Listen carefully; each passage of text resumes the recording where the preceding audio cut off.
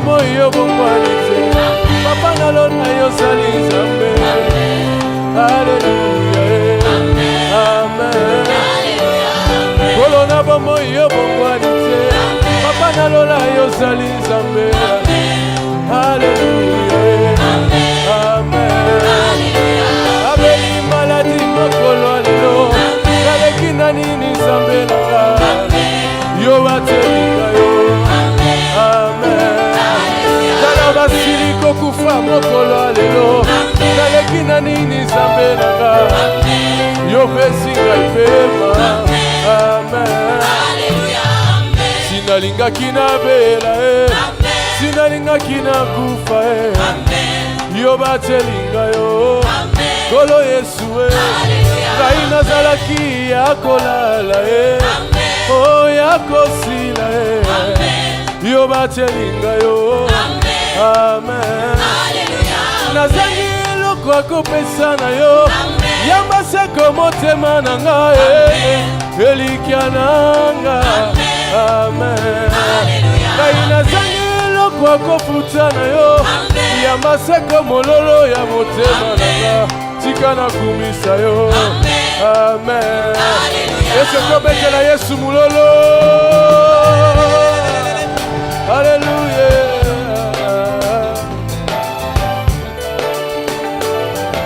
Bosantu nalola yo zali nzambe oyo kilo sambo ya bana na yo tika nakumisa yo amen olati kembo lokolelamba ozingami na banjelu tika nakumisa yo amen nakumisi masi ya mokonzi na ngai mpona nyonso asaleli ngai nazangi eloko ya kopesa zoto mwimba libonzatalo otikikiti ya banzelu na lola olati nzoto ekokani na ngai ofuti nyongo ya masumu nyonso ekulusu bonga na bika kosala nyonso nga na koma ya yo kosomba nga na makila na yo koseko elongo yo netolanga misika yo faninga mpe na fanda ngai nazanga na nga nyonso lelo kasi yo te yaya na nga yeyano na nga yo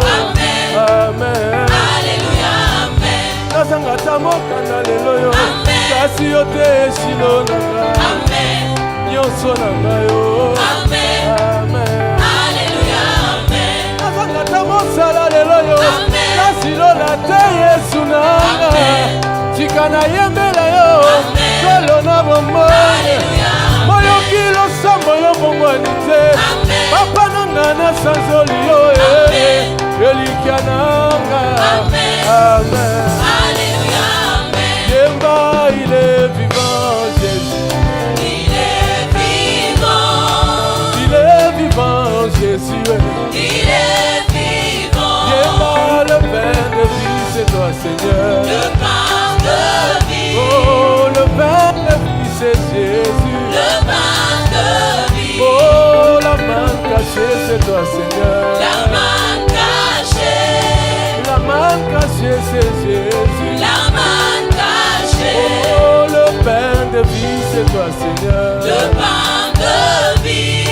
le pain de vie c'est Jésus le pain de vie oh soki na moni bandeke koyemba ngai nakobanga nzambe soki nazali bomoi nanga nakobanga nzambe soki nazali mosika na uti ngai nakobanga nzambe yesu olokoti ngai osikolinga papa nakobanga nzambe soki nazali mosika na uti ngai nakobanga nzambe olokoti ngai osalinga mboto nakobanga nzambe soki nazali na pema ngai oyo nakobanga nzambe yesu basili kokufa naleki na nini nakobanga nzambe soki nazali na pema ngai nakobanga nzambe basili kokufa naleki na nini nakobanga nzambe otika na yembela ye haleluya eyano na ngai eyano na mituna na ngai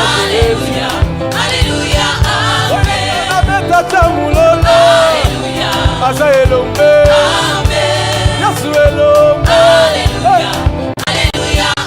otika na yembe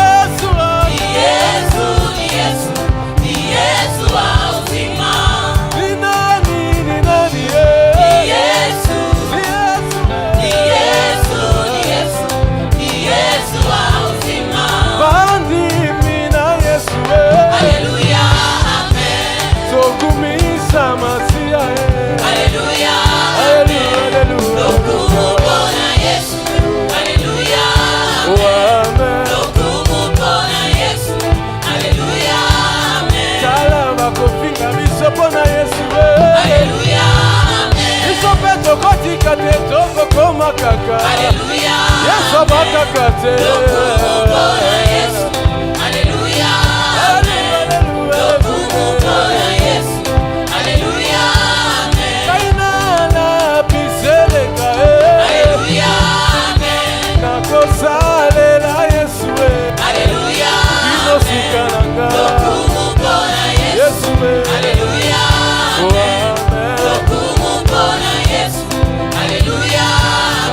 Alatimotole yalo kumu Yesu. Alléluia. Kala simbi bendele ya elongananga. Yesu sana bomo. Alléluia.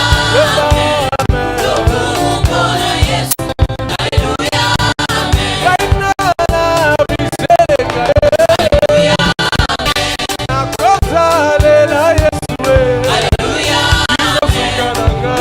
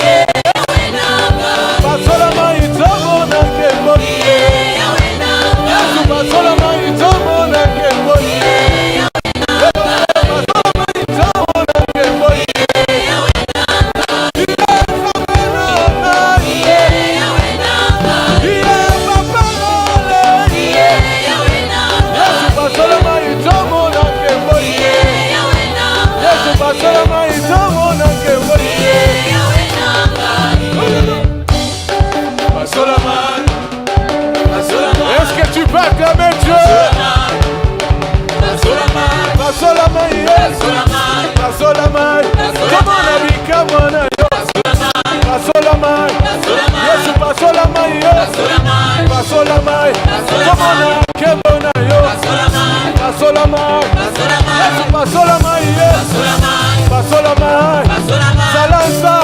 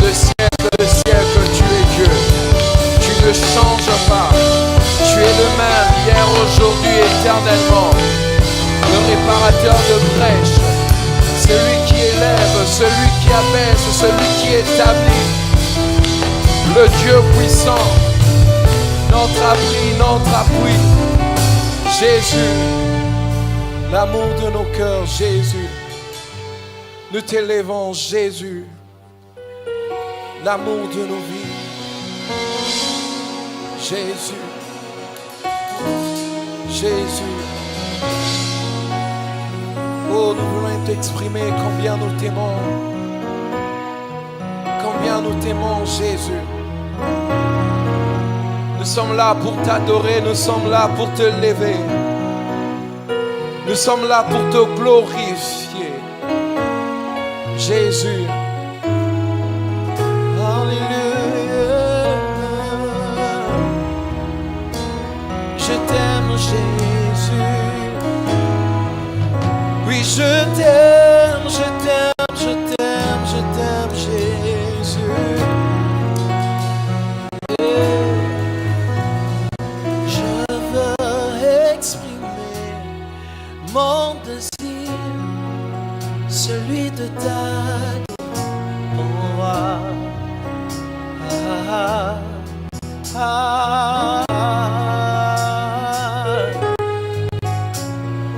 Je veux exprimer mon désir, celui de t'adorer, mon roi.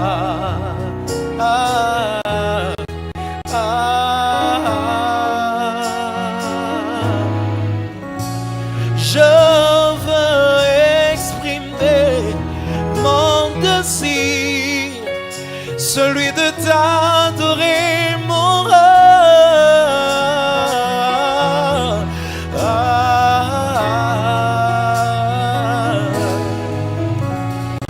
Je veux exprimer celui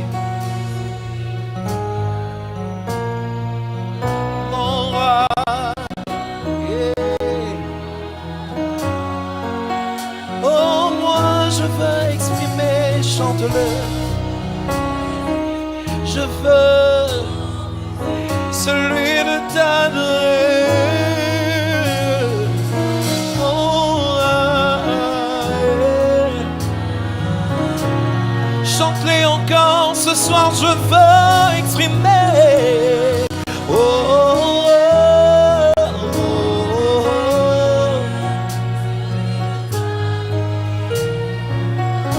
Mon roi.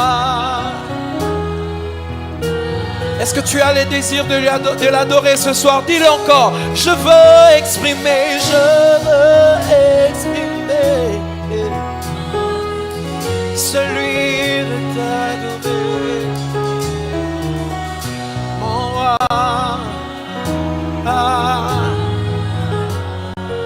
tous ensemble, je veux exprimer. Je veux exprimer mon désir, celui de t'adorer, mon roi. Je veux exprimer le désir de t'exalter. Je veux exprimer Mon désir, celui de t'adorer.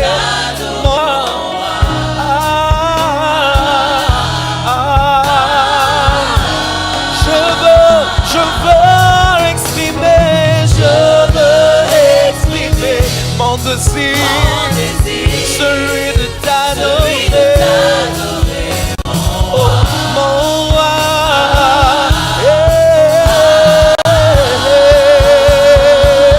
Oh, comme un étendard, tu es, comme un étendard, comme un étendard, comme un étendard. Comme mon abri, comme mon refuge, comme ma bannière, comme un étendard, comme Jehovah Raphaël,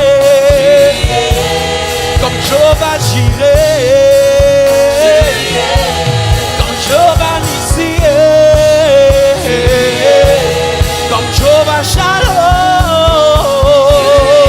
Hey, tu ne m'as pas oublié, tu m'aimes encore. Tu ne m'as pas oublié, Même encore, oh, tu ne m'as pas oublié, même encore, oh, tu ne m'as pas délaissé. même encore, Même si le monde m'abandonne, tu ne m'abandonnes même pas. encore, Même si les hommes me rejettent, tu me rejettes pas. Même si le monde me rejette, tu m'aimes encore. même encore, Malgré mes fautes, tu m'aimes encore. même encore, D'un amour si grand, inconditionnel. Oh, tu m'aimes encore. même encore, Oh, tu m'aimes encore.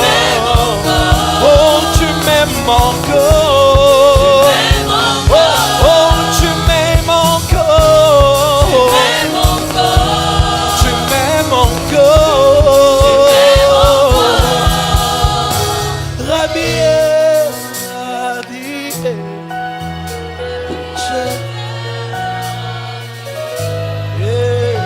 Rabbi, Bolis-moi motema nanga, nalingaka yo. Bolis-moi motema nanga, yango nde maloba euti na motema nanga. Je t'aime, oh dirai encore Rabbi, Rabbi, je t'aime de tout mon cœur, Rabbi. Oh, Rabbi, je t'aime de toutes mes forces, je t'aime, Rabbi. Rabbi, je t'aime. Ce ne sont pas que de simples paroles, mais l'expression de mon cœur. Rabbi, nalingaka yo, yonde bolingo motema nanga, Rabbi,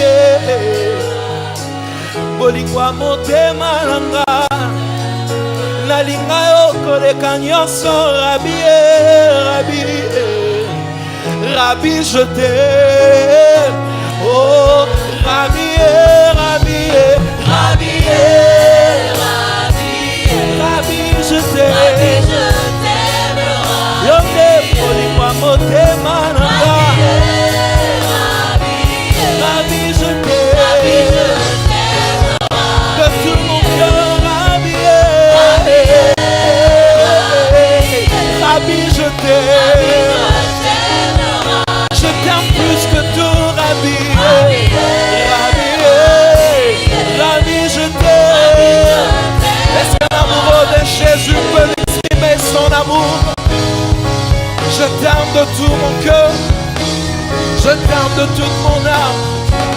t'aime de toutes mes forces.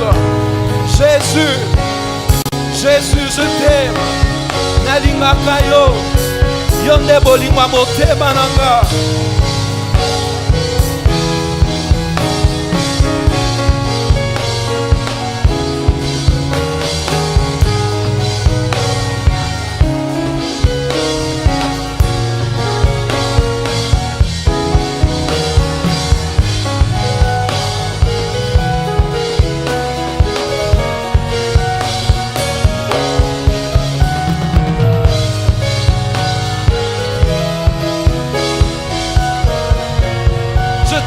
Jésus, nous t'aimons Jésus.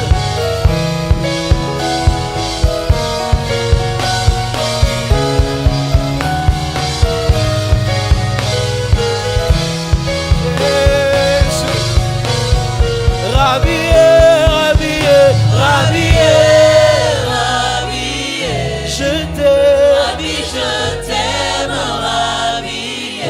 moi mon témoin, Rhabillé, je t'aime, Rabbi, je t'aime, rhabillé. je t'aime, Rhabillé, je t'aime, Rabbi, je t'aime, de tout mon cœur je t'aime, Rabbi, rhabillé, je t'aime, Rabbi, je t'aime, mon cœur bat pour toi, Rabbi, je t'aime, Rabbi, je t'aime, Rabbi, oh Rabbi, je t'aime, je t'aime, tu le sais,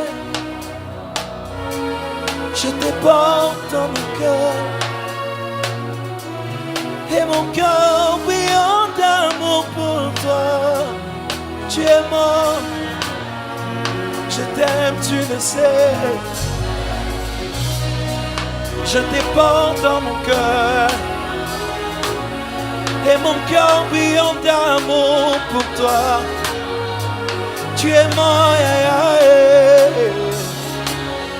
je t'aime, tu le sais, je te porte dans mon cœur, et mon cœur brillant d'amour, tu es mort, tu m'aimes, je le sais, tu me portes dans ton cœur, et mon cœur brillant d'amour pour toi, tu es mort, rhabillé, rhabillé, rhabillé, rhabillé, je t'aime, oh rhabillé, oh je t'aime, yonde bolingwa motema nanga, je t'aime, oh rhabillé, oh je t'aime, Hosanna, Hosanna, Hosanna, Hosanna, Nanye, Nanye,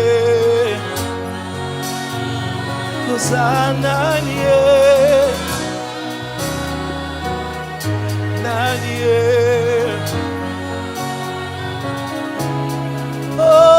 Hosanna, monoko nanga ekoki, Hosanna, mabanzo nanga ekoki, toyebi ozali kolo ya mayele na Hosanna, Nanye, oh, Nanye.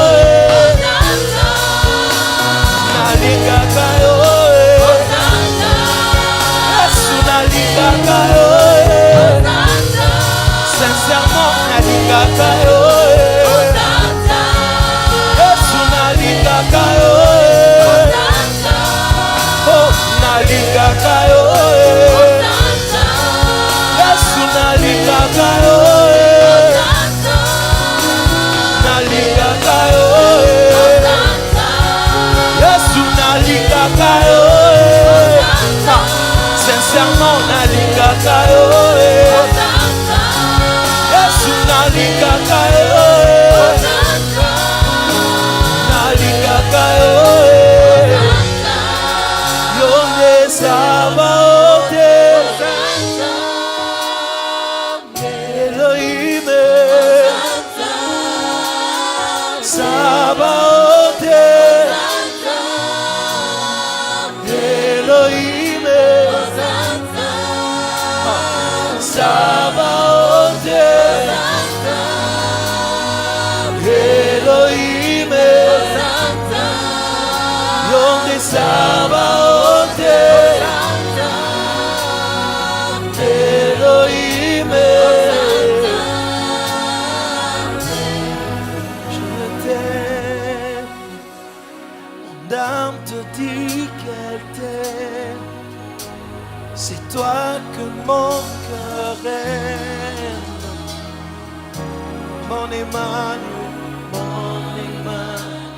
je t'aime, je t'aime.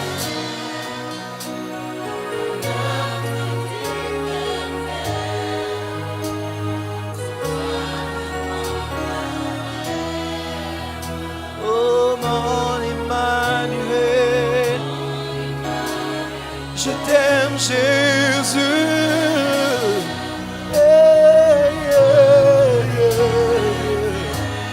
C'est toi que mon cœur aime. Oh mon Emmanuel, je t'aime, mon âme. C'est toi que mon cœur, oh mon Emmanuel, oh je t'aime, mon âme te dit que t'aimes. C'est toi que mon cœur,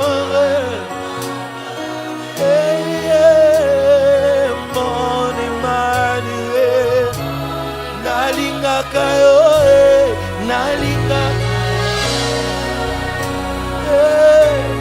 nalinga, nalinga, Yahweh, Yahweh, nalingaka yo, nalingaka, nalingaka yo, nalingaka yo, Yahweh, Yahweh, je t'aime, mon âme te dit qu'elle t'aime, c'est toi que mon cœur aime, mon Emmanuel, je t'aime, mon âme te dit qu'elle t'aime, c'est toi que mon cœur aime, oh, mon Emmanuel, nalingaka yo, nalingaka yo, nalingaka yo, nalingaka yo, Yahweh, Yahweh, Yahweh, nalingaka yo, nalingaka yo,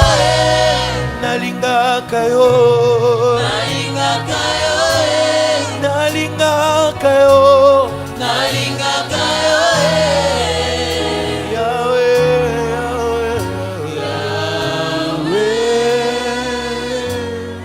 je t'aime, mon âme te dit qu'elle t'aime, c'est toi que mon cœur aime, mon Emmanuel, je t'aime, mon âme te dit qu'elle t'aime, c'est toi que mon cœur aime, mon Emmanuel. Seigneur, je te remercie, je te rends grâce pour la continuité de ces enseignements. Merci de nous disposer, merci de nous donner la force, la persévérance et la détermination. Je prie, Père éternel, mon Dieu, que cette connaissance bénisse ton peuple, les couples, les papas, les mamans, les célibataires, les fiancés. Je prie que tu passes au travers de nos vies afin de bénir, de transformer. Oh Dieu, fais grâce encore aujourd'hui.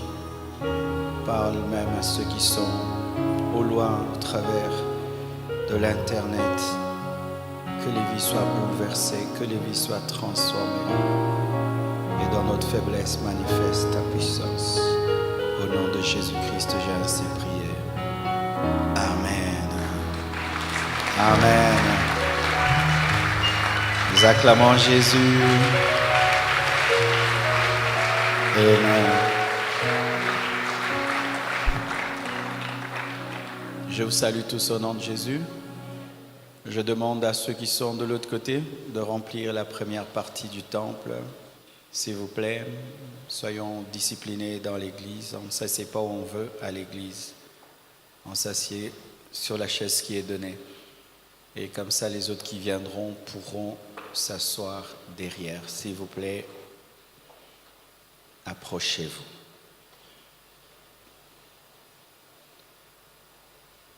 Que Dieu bénisse le département de couple pour le succès et la réussite de la convention. Et aujourd'hui, nous allons continuer sur cette même lancée parce qu'il y avait tellement de choses à dire, ce qui fait que nous allons parler pendant 4 mardis, ce mardi et 3 autres mardis, par la grâce de Dieu. Amen. J'avais parlé de la solution, comment éviter le divorce, et j'avais dit pour éviter le divorce, il faut connaître les causes du divorce, et si tu connais les causes, tu peux donner la solution.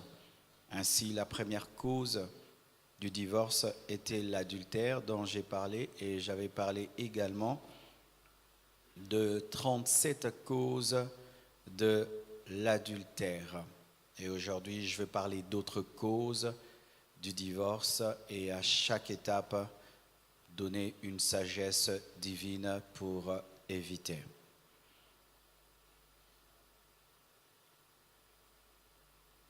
En plus de l'adultère, dans 1 Corinthiens 7, versets 12 à 15, nous allons tenir debout. La Bible nous présente une autre cause biblique légitime de séparation. 1 Corinthiens 7, versets 12 à 15. Vous y êtes? 1 Corinthiens 7, 12 à 15. Nous lisons. Aux autres, ce n'est pas le Seigneur, c'est moi qui dis. Si un frère a une femme non croyante et qu'elle consente à habiter avec lui, qu'il ne la répudie point.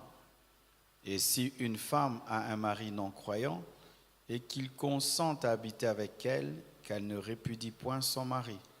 Car le mari non croyant est sanctifié par la femme, et la femme non croyante est sanctifiée par le mari. Autrement, vos enfants seraient impurs, tandis que maintenant, ils sont saints. Si le non-croyant se sépare, qui se sépare, le frère ou la sœur ne sont pas liés dans ces cas-là. Dieu nous appelle, nous a appelés à vivre en paix. Asseyez-vous, s'il vous plaît. Là, c'est le cas dans l'Église où les 2 conjoints se sont mariés en étant des païens. Et Jésus-Christ est venu dans la vie soit de l'homme, soit de la femme. Donc, ainsi, il y a un qui est chrétien, l'autre qui est païen. Et que dit la Bible? La Bible dit aux chrétiens, même si ton conjoint ou ta conjointe est païenne ou païen, il ne faut pas t'en séparer tant que le païen veut vivre avec toi.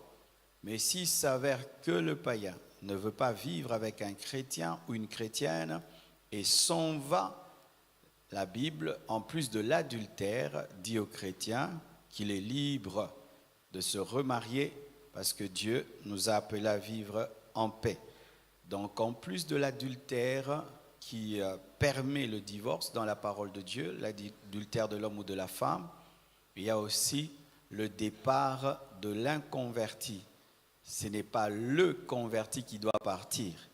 Le converti doit subir le départ de l'inconverti. Ce n'est pas le converti qui doit enclencher le divorce, mais ça doit être l'inconverti qui doit l'enclencher. Si l'inconverti enclenche le divorce, le frère ou la sœur est libre selon la sagesse que donne Paul aux Corinthiens.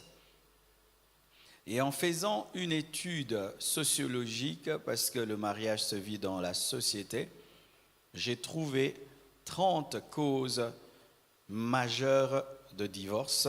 Et aujourd'hui, en plus de l'adultère qui est la première cause principale, car l'adultère renferme 40% de causes de divorce, 40%. Et les autres cas viennent après. En plus de l'adultère, qu'est-ce qui peut amener le divorce et qui amène les divorces? Voici, ce sont les disputes, les colères, les conflits permanents, plusieurs fois par jour, les violences verbales, et cela amène les gens à se séparer. Chaque fois qu'il y a divorce, et la plupart des temps, avant le divorce, il y a des disputes. Et ces disputes vont crescendo. Avant, vous disputiez après 3 mois. Maintenant, ça devient après 1 mois. Après, ça devient chaque semaine. Et après, c'est 4 fois dans une même journée. Lorsque vos disputes vont grandissantes, sachez que l'ennemi est en train de vous pousser vers le divorce. Pourquoi?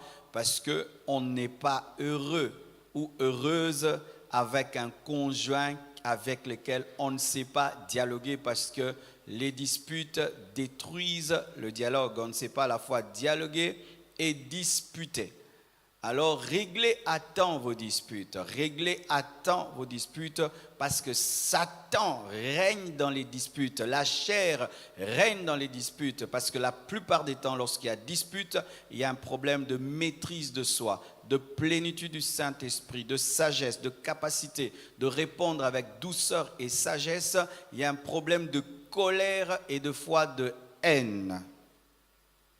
Alors, pour vous qui êtes célibataire, lorsque tu sens déjà qu'avec ta fiancée, vous êtes incapable de dialoguer sans vous quereller, vous chamailler, toutes vos conversations finissent par des disputes, c'est déjà un mauvais signe. Vous serez incapable de dialoguer dans le mariage, parce que le mariage ne nous transforme pas. Non, il nous fait vivre ensemble, mais il ne nous transforme pas. Et d'ailleurs, vous savez, dans le mariage, on se révèle souvent pire qu'on était dans les fiançailles, parce que dans les fiançailles, on arrondit ses ongles et on ne veut pas que l'autre connaisse tes défauts, parce que tu veux gagner la femme, tu veux gagner l'homme. Mais si déjà vous êtes des fiancés, vous ne savez pas dialoguer, vous ne savez que vous disputez, c'est un mauvais signe. Et vous qui êtes mariés, vérifiez votre capacité de dialoguer sans vous chamailler. Un couple stable, en bonne santé, arrive à dialoguer sans finir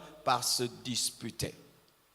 Je ne dis pas qu'on ne se dispute jamais, mais les disputes ne doivent pas être le style de vie de votre dialogue, de votre maison, au point même les enfants sont au courant que vous disputez. On vous entend crier dans la maison, on vous entend crier dans la chambre, vous vous disputez même devant vos visiteurs, vous vous disputez même devant des inconnus jusqu'à en arriver aux mains. Ce que tu appelles dispute, querelle avec ta femme, avec ton mari, c'est déjà la porte d'entrée de l'ennemi dans ta maison. Alors prends le temps. Dis à ta femme, à ton mari, pourquoi nous n'arrivons pas à dialoguer? Pourquoi nous n'arrivons pas à causer sans nous chamailler? Et souvent, c'est quoi? On se coupe la parole. On se coupe la parole. C'est devenu rare de voir des couples qui causent sans se couper la parole. Vous avez toute la vie et toute la journée, vous vous coupez la parole comme si l'autre va disparaître après que tu aies parlé. C'est que l'autre commence une phrase, il n'a pas fini de développer sa phrase, tu coupes.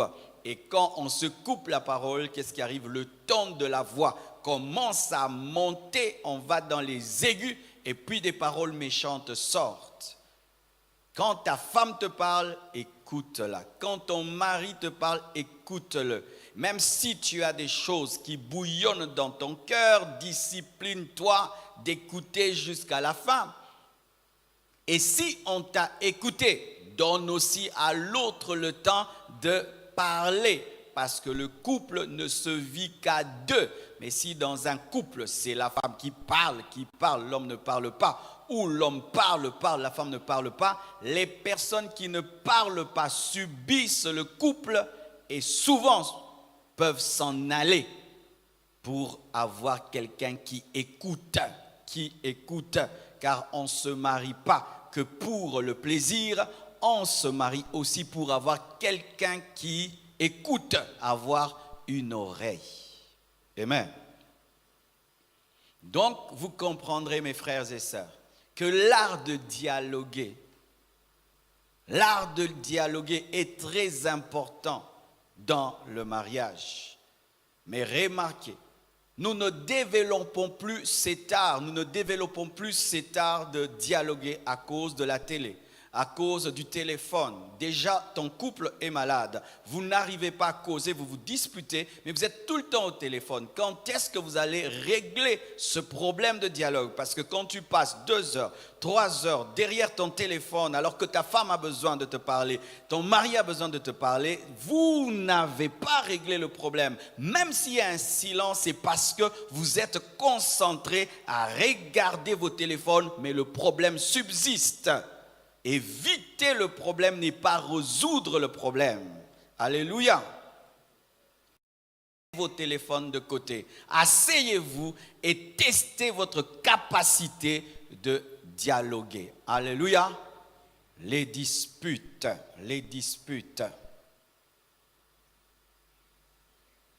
Révèlent souvent un amour qui a diminué. Parce que c'est la bouche qui dispute.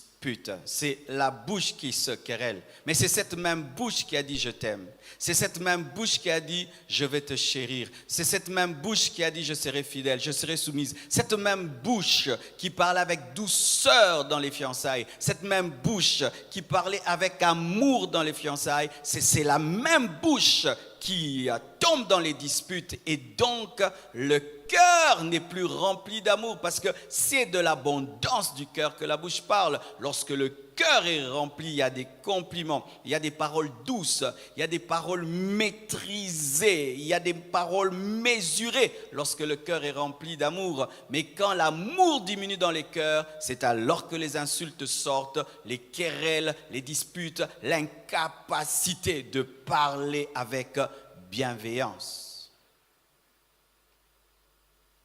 Alors ne néglige pas la situation de ton couple, de tes fiançailles. N'appelle pas ça seulement nous nous chamaillons. Non, nous avons un problème d'amour. Si vous pouviez appeler ça problème d'amour, vous allez vite régler. Mais comme souvent nous ne voulons pas aller dans la profondeur des choses et parler que c'est l'amour qui a un problème, nous négligeons jusqu'à ce que l'amour est totalement refroidi et on se sépare. Réglez à temps ce problème de dialogue. Une autre cause de divorce, c'est l'égoïsme, le moi, l'ego. Je vous ai parlé de la chair et Papa Ntsembe a parlé de la chair. Je vous assure, mes frères et sœurs, les hommes divorcent souvent parce qu'ils sont vivants. La chair est vivante.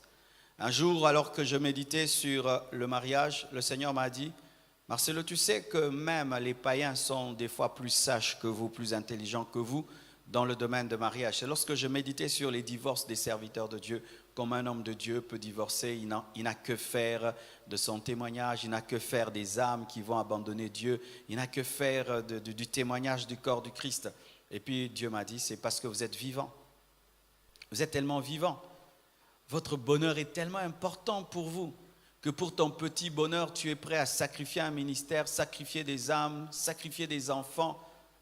Mais regardez les païens, rien que pour avoir un mandat présidentiel, il peut avoir des problèmes avec sa femme, des problèmes avec son mari, mais ils sont ensemble. Pourquoi? Ils savent que pour avoir le pouvoir, nous devons être ensemble. Mais des païens, ils supportent son mari, elle supporte son mari, il supporte sa femme. Regardez ce qui est arrivé au Clinton. Ne pensez pas qu'Obama n'avait pas de problème. Même dans la famille de Trump, il y a des problèmes. Ça se sent, n'est-ce pas? Quand tu vois Trump, c'est un mari terrible, n'est-ce pas? Mais vrai ou faux? Mais il y a une sœur qui peut même divorcer. Ah non, mais sa femme dit non, on reste ensemble parce qu'il doit être président. Une carrière politique l'amène à mourir elle-même. Mais pourquoi pas un ministère, une vision? Ta femme te maltraite, te fait souffrir. Mais pour les âmes, pour la destinée, pour les âmes perdues, tu acceptes de souffrir pourvu que les âmes aillent au ciel. Tu as un mari bizarre. Mais pour le ministère, l'appel que Dieu t'a donné, tu endures cela pour sauver les âmes. Mais pourquoi nous n'endurons pas dans les couples? Parce qu'on est charnel. On est tellement vivant. On touche ici, tu as mal. On touche là, tu as mal. Tu as mal partout, tu as mal tout le temps. Pourquoi? Moi. mon bonheur, écoutez ce que les gens disent, mon bonheur, ma vie. Cet homme me met en retard dans ma vie, cette femme me met en retard, je ne suis pas heureux, moi je ne suis pas heureux, moi, mes besoins, cet homme ne satisfait pas mes besoins, cette femme ne me satisfait pas, moi. On est tellement vivant qu'on ne peut pas endurer, on ne peut pas accepter de sacrifier sa vie, son bonheur pour des choses plus concrètes comme nos mamans l'ont fait. Elle a regardé son bonheur, elle a dit non, je mets de côté, je regarde le futur de mes enfants. Aujourd'hui nous sommes des pasteurs et Dieu a restauré son couple, elle va bien. Être charnel. C'est pourquoi mes frères et sœurs, vous ne mettrez jamais d'un côté votre spiritualité et de l'autre côté les domaines de vos vies. La spiritualité touche toujours la vie, toujours. Quand tu es charnel au travail, tu es charnel à l'église, tu es charnel dans le mariage. Quand tu es spirituel dans le travail, dans le ministère, à l'église et dans ton couple. Ta spiritualité, la plénitude de l'esprit que tu as, la crucifixion, le brisement que tu vis face à la parole, ce brisement-là affectera aussi ta relation avec ta femme, avec ton mari. Quand tu refuses de grandir, de lire la Bible, de prier, d'écouter le Saint-Esprit, ça va toucher même ton couple. Quelqu'un qui est sensible au Saint-Esprit, je parle mal à mon épouse, et puis je prie, et l'Esprit me dit non, tu as fait du mal à Blanche. Alors tu arrêtes de prier, tu vas arranger. C'est parce que j'écoute l'Esprit. Mais quelqu'un qui n'écoute pas l'Esprit, il va faire 10 ans, il te blesse, il n'est jamais sensible. Est-ce que vous êtes mort à vous-même? Nous avons des problèmes dans les couples à cause de l'égoïsme. Ma vie. Et les enfants, ma vie. Et c'est que vous avez déjà bâti ensemble, ma vie. Je ne suis pas heureux, je ne suis pas heureuse, c'est pourquoi je vais voir ailleurs. Pourquoi tu trompes ta femme? Je ne suis pas satisfait, c'est pourquoi je vais ailleurs. Pourquoi tu bats ta femme? Elle m'a mal répondu, elle m'a manqué du respect, c'est pourquoi j'ai cassé son bras. Moi. Tu prends 2 porc-épics, tu les mets ensemble, va dormir. S'ils se chamaillent, il y aura des plaies et des blessures partout. Et lorsque nous ne sommes pas brisés, nous sommes vivants, nous sommes des couples de porc-épics. On te parle mal, tu réponds mal. On te fait le mal, tu rends le mal. Tout ce qu'on te fait, tu dois rendre parce que tu es vivant. Parce que tu es vivant, œil pour œil, dent pour dent. Pourquoi? On est charnel. On ne peut pas s'humilier, donner à l'autre raison. Jamais dire qu'il a raison. Il va monter. Qui dit ça? C'est la chair. Elle va me dominer si je présente mes excuses. Il va me dominer si je me soumets. Il va me dominer. Moi. On ne peut pas me dominer. On peut pas, moi. Le moi amène le divorce. Le moi. C'est pourquoi quand Satan veut détruire un couple, il rend les couples charnels. Et c'est pourquoi vous qui êtes célibataire, quand ta fiancée est charnelle, tu sais que ta fiancée est charnelle. Tu sais que ton fiancé est charnel. Tu l'épouses pourquoi? Pourquoi tu l'épouses? Tu épouses des problèmes. Tu épouses des problèmes sans prophétie ni vision. Tu épouses des problèmes. Quelqu'un qui n'a pas un moi, brisé, crucifié. Mais ce sont des problèmes. Tu épouses un homme, toi-même tu n'es pas sûr qu'il a vaincu l'impudicité. Tu sais que, mais celui-ci je l'épouse, je ne suis pas sûr qu'il a vaincu. Et tu l'épouses. Tu épouses une femme, tu n'es pas sûr qu'elle a vaincu l'orgueil. Tu n'es pas sûr qu'elle peut te gifler ou pas te gifler. Tu épouses. Vérifiez la mort. Vérifiez la mort. La mort. Vérifiez la mort. Il faut épouser des morts. Des personnes dont l'ego a été crucifié. Ces personnes demandent pardon facilement. Ces personnes s'humilient facilement. Ces personnes même peuvent avoir raison. Mais vient vers toi. Mais tu sais que c'est toi qui as tort. Mais l'autre vient vers toi. Je me souviens au début de mon mariage. J'avais un problème, c'est que j'étais marié, mais j'avais toujours un esprit célibataire. Alors j'avais déjà mon train de vie. Je fais ceci à telle heure, ceci à telle heure, telle heure. Et j'épouse une femme, je continue comme ça. Alors un jour, je devais aller quelque part, elle était en retard. J'ai pris la voiture, j'ai démarré, je l'ai laissée. Et j'ai fait l'œuvre de Dieu, j'ai prêché, tout. Quand j'ai dit Amen, il fallait rentrer. Alors j'ai dit, normalement, il doit être en colère parce qu'elle était en train de s'arranger, elle était en train de se préparer. Et tu t'imagines, tu es en train de t'arranger, te préparer, et la voiture a démarré. Donc, je m'attendais à trouver une femme en colère. Parce que quand on est charnel et on te laisse comme ça devant ton miroir, tu dois être en colère. Et donc, ce mari-là, tu vas l'attendre avec le feu. Vrai ou faux? Et moi, j'attendais le feu.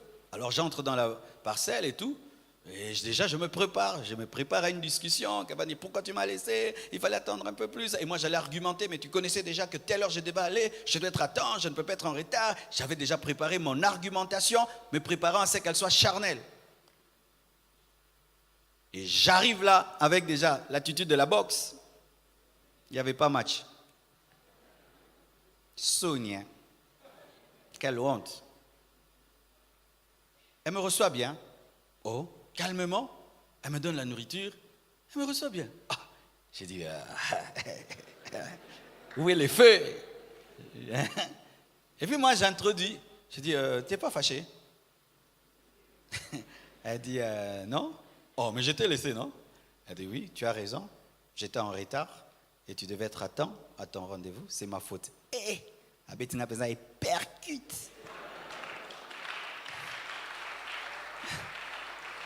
Tu peux taper quelqu'un sans le toucher avec l'amour. Tu sais, ce jour-là, j'ai respecté Blanche. J'ai dit, waouh, tu as de la maîtrise. Tu as de la maîtrise. Et puis, je lui ai acheté sa propre voiture. Comme ça, on est la paix. Moi, je pars, elle me suit. Kimia. Jusqu'aujourd'hui. C'est là que j'ai décidé d'acheter sa voiture. Elle n'a pas utilisé les armes de la chair. Elle a utilisé les armes de l'esprit.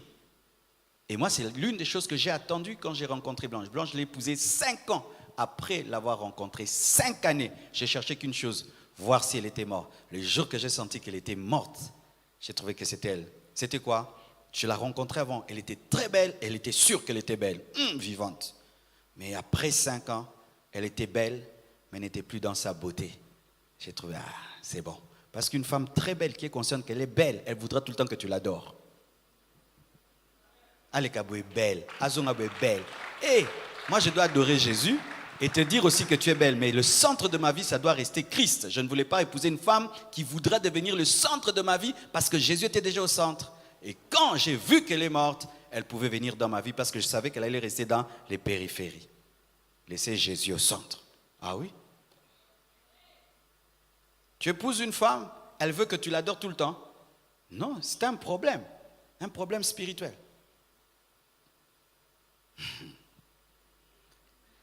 L'égoïsme, moi. Et dans l'égoïsme, vous savez, c'est que le problème que ça cause, c'est que nous voulons changer l'autre à notre image. C'est encore ça. Tu dois me ressembler.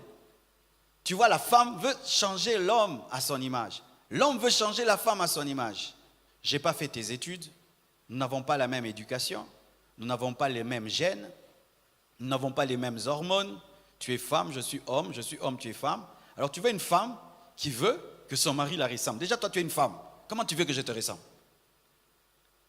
Tu veux un homme qui veut que sa femme lui ressemble. Il fait beaucoup de sport, la femme aussi beaucoup de sport. Elle aime manger le foufou, le mari doit manger le foufou. Mais toi, tu as grandi avec le foufou, moi, j'ai mangé le riz. Tu dois parler comme moi. La femme peut être une femme très ouverte, très hospitalière, l'homme très carré. Tu veux que ta femme qui est très hospitalière cesse de l'être, qu'elle soit froide comme toi. Tu es quelqu'un de timide, tu veux que ta femme devienne timide. Tu es une femme tellement extravertie, tu veux que ton mari soit extraverti alors que lui il est timide. Et c'est ce qui fait encore que les gens divorcent. Pourquoi? Parce que tu ne peux pas changer l'autre à ton image. Tu ne peux pas. Il faut pousser l'autre à ressembler à Jésus. Et c'est là que vous allez vous rencontrer, comme on nous a enseigné. Pousse ta femme à ressembler à Jésus et à découvrir son appel et sa destinée. Et si elle atteint sa destinée, toi aussi tu atteins ta destinée, vous vous rencontrerez. Mais si je veux que Blanche soit comme moi, je suis, et qu'elle veut que je sois, ça ne peut pas marcher. Il y a des choses dans lesquelles elle est très à l'aise et moi je suis mal à l'aise. Il y a des choses dans lesquelles je suis très à l'aise et elle est mal à l'aise. Ainsi j'ai compris que je dois l'aider à être elle et elle m'aide à être moi. et quand je suis à l'aise, elle est à l'aise. Quand elle est à l'aise, je suis à l'aise. Pourquoi? Nous avons chacun grandi à sa manière. Hommes et femmes, déjà, c'est une grande différence. Regardez les femmes, comment elles regardent Novelas. Toi, tu regardes Nignon. Mais toi, pourquoi? Ça ne te touche pas dans ta masculinité. Ainsi, toi, les hommes, ils aiment tout le temps regarder des catchs. N'est-ce pas? Des box. La femme regarde et dit, tu regardes quoi? Oh, mon c'est grave, bêtez ma casse. Comment vous regardez des choses avec du sang? L'homme, femme. Tu es homme, ta femme est femme. Rien qu'à la regarder. Tu vois la différence qu'il y a? Si cette différence physique que tu vois ne t'enseigne rien, tu n'as rien compris. Regardez comment la femme est différente de l'homme, en tout. C'est ça aussi sa différence intérieure. Maintenant, quand tu veux changer ta femme en toi, ou ton mari en toi, ça ne marchera pas. Les hommes et les femmes qui vivent longtemps ensemble ne cherchent pas à transformer l'autre à son image, mais poussent l'autre à ressembler à Jésus. Amen. Amen. Ainsi, les célibataires, vous êtes là peut-être dans votre couple, vous pensez que la femme que tu veux épouser, elle aimera tout ce que tu aimes. C'est pas vrai? Que l'homme que tu veux épouser, il doit aimer tout ce que tu aimes. C'est pas vrai? Il y a des hommes qui aiment beaucoup le golf, la femme n'aime pas le golf. Mais laisse l'homme aller faire son golf. Il y a des femmes qui aiment beaucoup faire la cuisine. Il y a des hommes qui n'aiment pas manger. Vous savez ça? Ils n'aiment pas manger. La cuisine, ça lui dit rien du tout. Ce n'est pas que vous n'êtes pas fait l'un pour l'autre. C'est ça votre différence. C'est ça votre différence. Dieu ne marie pas des clones, mais il marie des personnes différentes. Et même quand on parle de mariage, c'est quoi? C'est mélange. Et on ne peut parler de mélange que de deux choses contraires. Amen. Quand je t'épouse pas, pourquoi? Tu n'es pas comme moi. D'ailleurs, je vais t'épouser. Alléluia. Mais les choses qui doivent être les mêmes, c'est la doctrine, c'est la foi. Moi et toi, nous devons croire en Jésus-Christ. Tous nous devons considérer la Bible comme la parole de Dieu. Tous nous devons chercher à aller au ciel. Mais pour toutes des choses, des aspirations, la destinée et tout le reste, ta femme, Dieu peut l'appeler à la politique. Et toi, Dieu t'appelle au sport. Maintenant, tu vas voir, toi, tu veux qu'elle abandonne la politique, qu'elle vienne dans le sport, ou celui qui est dans la politique veut que l'autre est dans le sport. Non, nous deux devons réussir chacun selon sa destinée. Parce que Dieu a un plan pour la femme individuellement, pour l'homme individuellement. Il n'y a pas une destinée fusionnée. Ah oui mes frères. C'est ce qui fait que des fois, l'un des couples détruit la destinée de l'autre. Je peux être pasteur, mais Dieu a appelé ma femme à être une grande femme d'affaires. Non, tu ne vas pas faire les affaires. Tu dois prêcher, enseigner les mamans. Alors que Dieu l'a appelée à être une grande femme d'affaires qui va commencer à construire des temples de compassion dans le monde entier. Je la bloque là-bas, tu dois venir ici tout le temps. Ou elle peut faire aimer les affaires. Elle me dit non, tu arrêtes, prêcher, ça te prend du temps. Nous devons aller faire les affaires. J'abandonne le ministère, je deviens homme d'affaires et puis Dieu me punit au dernier jour. Vous devez accepter vos différences et vous accompagner. Amen. L'égoïsme, mes rêves, mes projets, ma vie. Et certains même arrivent même au niveau, lorsqu'ils parlent de leur couple, ils ne parlent plus de notre couple, ils disent mon couple. Vous connaissez des gens comme ça? Mon mariage. Oh, vous êtes mariés à deux. Mes enfants, pas nos enfants. Mes enfants, ma maison, ma voiture, ma vie, mon couple. Couple avec qui? Moi-même. L'autre n'a été qu'utilisé que pour se marier. C'est-à-dire dans son rêve, c'est que l'homme ou la femme a été seulement utilisé pour atteindre l'objectif. Parler en termes de nous, notre couple, nos enfants, notre maison. Alléluia. Parler en termes de nous. C'est le célibataire qui parle en termes de moi. Mais quand, malgré que tu es marié, tu es incapable de voir le monde en termes de nous, c'est de l'égoïsme. Sachez que réellement, c'est de l'abondance du cœur que la bouche parle. Lorsque quelqu'un est égoïste, même quand il parle pas nous, il parle moi. Il parle mon argent, mon.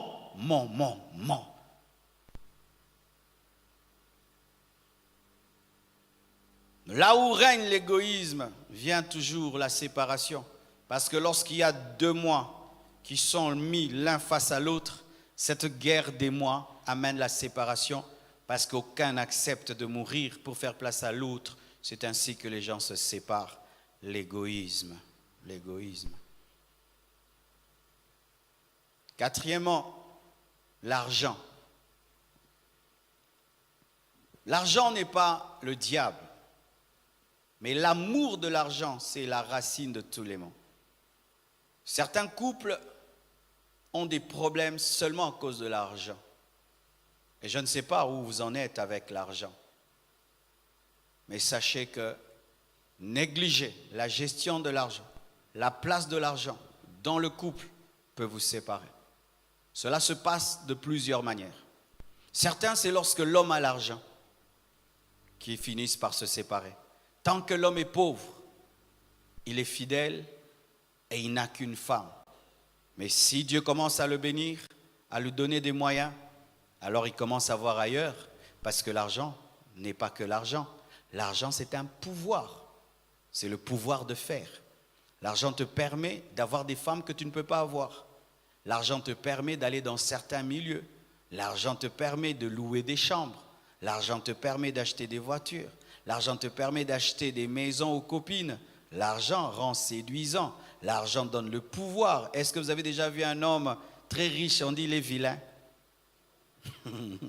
Un homme riche n'est jamais vilain. Et certains hommes, tant qu'il est pauvre, il ne manifeste pas son adultère, sa méchanceté, sa capacité d'insulter sa femme, de la brimer. Tant qu'il n'a rien, il est là. Mais quand vient l'argent, l'argent vient avec le trouble. Et la femme qui a supporté l'homme dans sa pauvreté, qui l'a même aidé avec ses petits sous, se sent trahie et elle part. Et certains même chassent la femme pour épouser une femme à leur goût. Maintenant, les goûts changent. Mais d'autres, l'argent, c'est quand il n'y a plus d'argent qui se séparent. Les couples qui ne supportent pas la pauvreté. Certains, c'est quand vient l'argent. Mais d'autres, c'est quand part l'argent. Vous voyez le couple de Job. Quand il y avait l'argent, c'était une bonne femme. Mais lorsqu'il n'y avait plus d'argent, cette femme a dit, maudit Dieu et meurt. L'argent. C'est pourquoi quand vous êtes célibataire, déjà, priez Dieu de vous donner la maîtrise face à l'argent. Que l'argent demeure un serviteur et ne devienne jamais un maître. Car si alors que tu es célibataire déjà, tu es contrôlé par l'argent, dominé par l'argent, sans prophétie, je sais que si tu te maries, à cause de l'argent, tu vas détruire ton couple. Tu vas détruire ton couple. Si déjà, en étant seul, l'argent te pousse à pécher, à prendre des prostituées. Tu es un jeune célibataire. Quand tu as l'argent, tu prends des prostituées. Quand tu te marieras, l'argent t'amènera 2 femmes, 3 femmes, 4 femmes. Nous amenons toujours dans le couple nos maladies du célibat. Alléluia. Nous amenons toujours dans le couple nos maladies du célibat. C'est que tu n'as pas vaincu en tant que célibataire, te vaincra en tant que marié. La gestion de l'argent. La gestion de l'argent aussi amène le divorce. C'est lorsque vous n'avez pas la même vision de la gestion. Celui-ci est dans l'épargne, l'autre est dans les dépenses. Ce qui est prioritaire pour l'homme n'est pas prioritaire pour la femme. Ce qui est important pour l'homme n'est pas important pour la femme. Et maintenant là, des magouilles commencent. Des fois, l'homme, s'il a l'argent, il cache l'argent à sa femme parce que sa femme va dépenser ou va mettre dans une priorité qu'il n'accepte pas. Ou même quand la femme a l'argent, elle ne présente pas son mari parce que l'homme gère d'une certaine manière. Et vous savez, lorsqu'on commence à être cachotier en argent, on le devient aussi en autre chose. Car lorsqu'on devient cachotier, on doit devenir un menteur. Vrai ou faux? Parce que si on te pose des questions sur cet argent, comme tu ne veux pas que l'autre découvre, tu devras mentir. Et ainsi, étant donné que tu as appris à mentir à ta femme, à ton mari, tu mentiras aussi sur autre chose. La gestion de l'argent. C'est pourquoi si vous êtes célibataire, testez ça. Testez ça. L'argent a derrière lui le démon mammon. Il y a des familles qui allaient très très bien tant que l'argent n'était pas venu. Mais quand l'argent est venu, c'est comme si c'est le diable lui-même qui est venu. Non pas que le diable, l'argent c'est le diable, mais quand on n'a pas vaincu l'argent, le diable réellement travaille. Je connais une femme qui priait que Dieu ne bénisse pas son mari, que Dieu lui donne le minimum, parce que lorsqu'il était au minimum, c'était un mari correct, qui rentrait toujours à la maison à temps et qui la traitait comme une reine. Mais quand il avait beaucoup d'argent, il se livrait à la boisson, se livrait aux femmes et il manquait du respect à sa femme. Quelle est votre relation avec l'argent? Et quand la cupidité est grande, ah là c'est terrible, on est prêt même à tuer l'autre pour garder les biens. Là c'est terrible.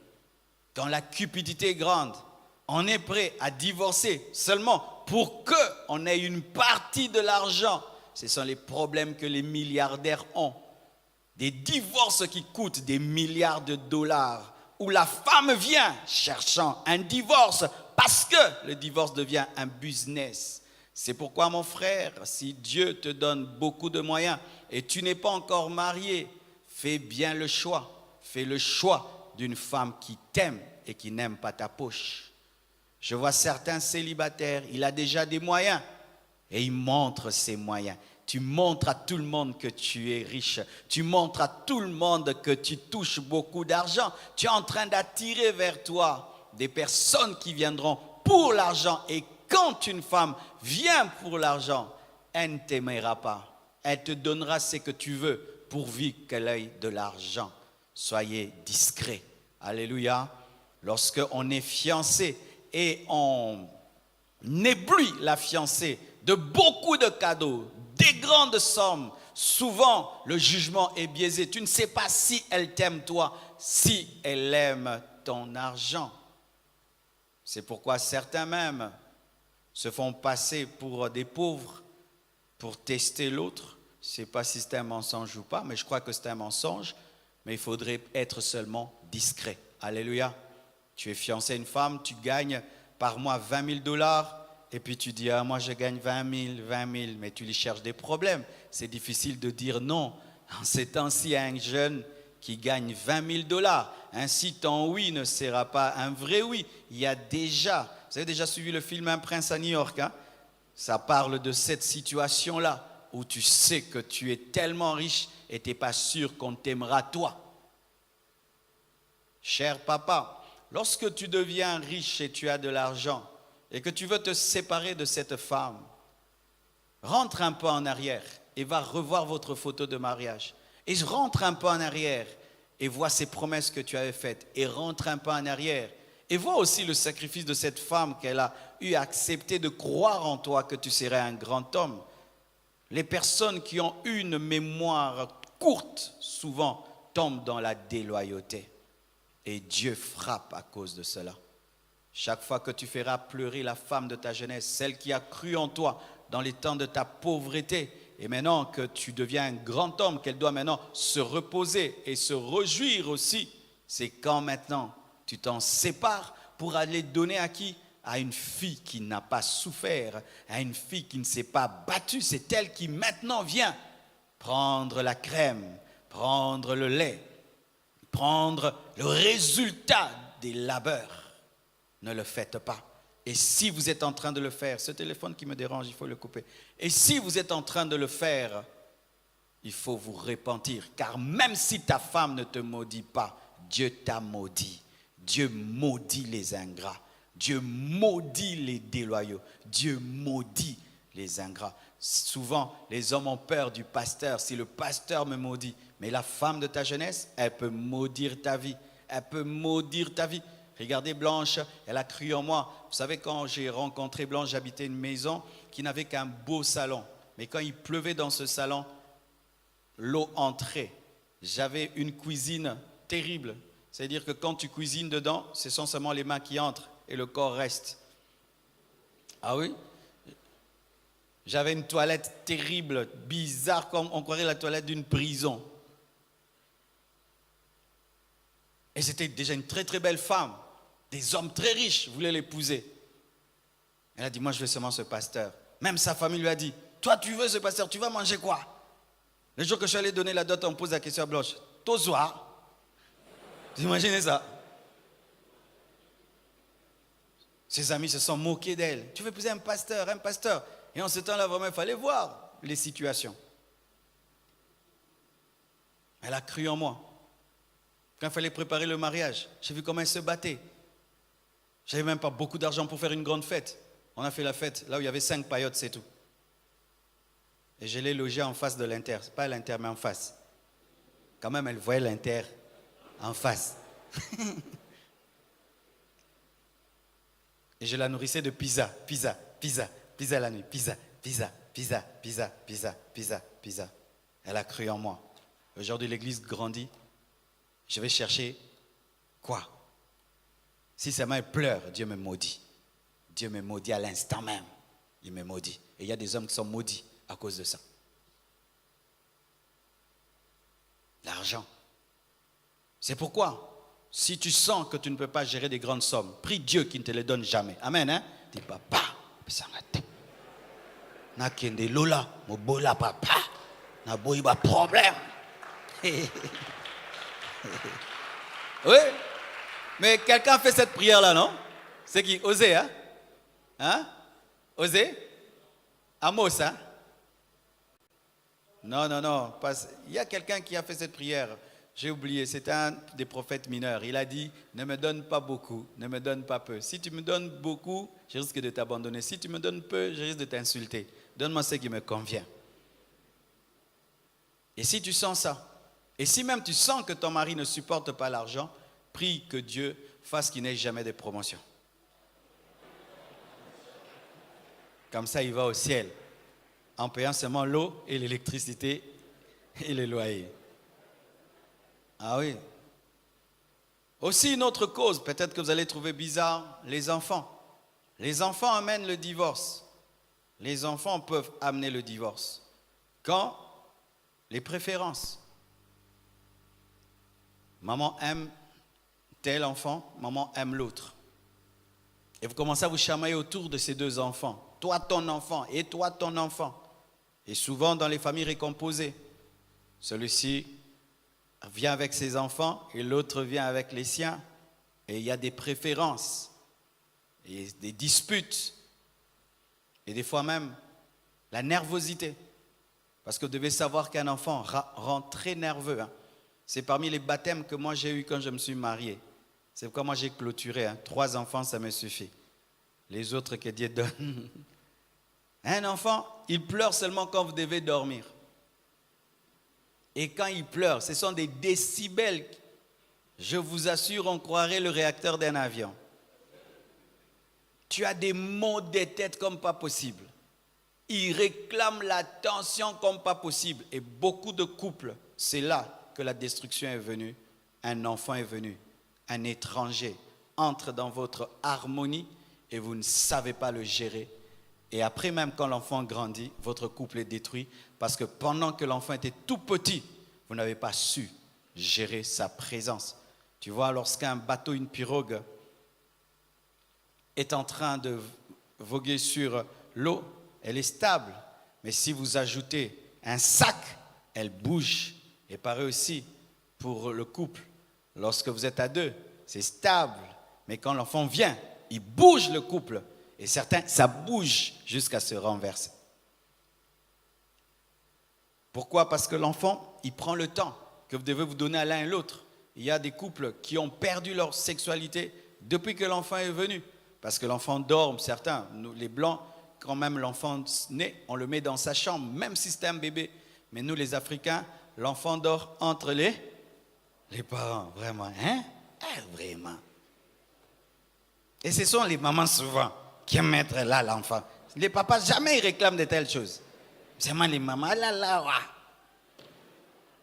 Et maintenant, quand il dort au milieu, donc, c'est les feux, quoi.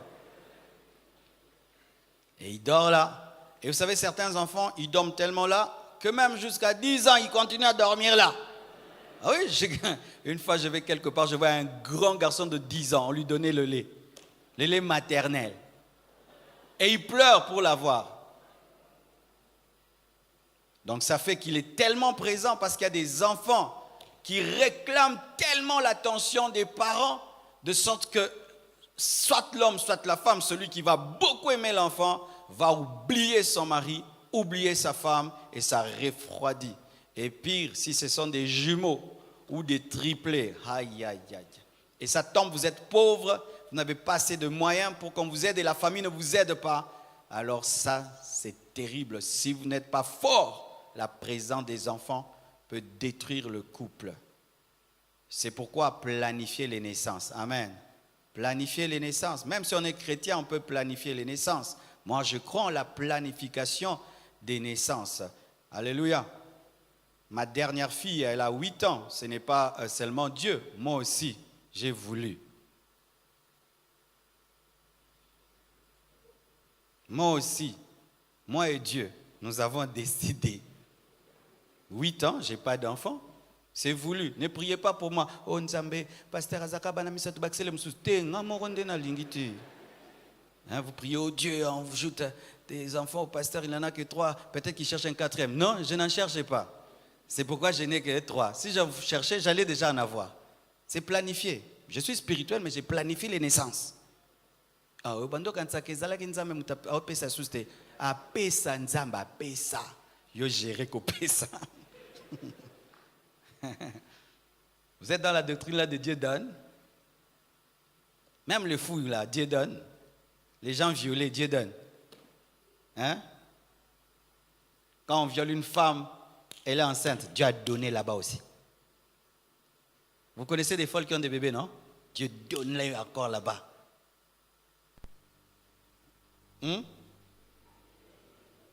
Donc Dieu a poussé le violeur là, violer comme ça, il donne. Non, voici. La puissance de la procréation, c'est comme l'eau.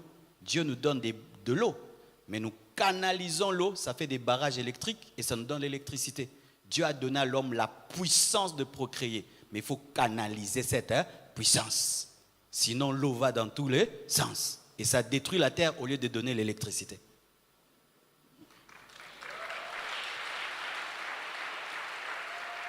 C'est pourquoi il y a des chrétiens, chaque année, bébé, qui ne sait même pas nourrir, bébé, Dieu donne, bébé, jusqu'à ce que tu commences à mendier pour nourrir les enfants, Dieu donne toujours. Non, c'est toi qui ne canalises pas la puissance de procréer. Dieu a dit dominer sur la nature, même votre nature. Ah, j'entends une question, comment? J'entends là, comment? Comment? On fera un séminaire sur ça. Comment?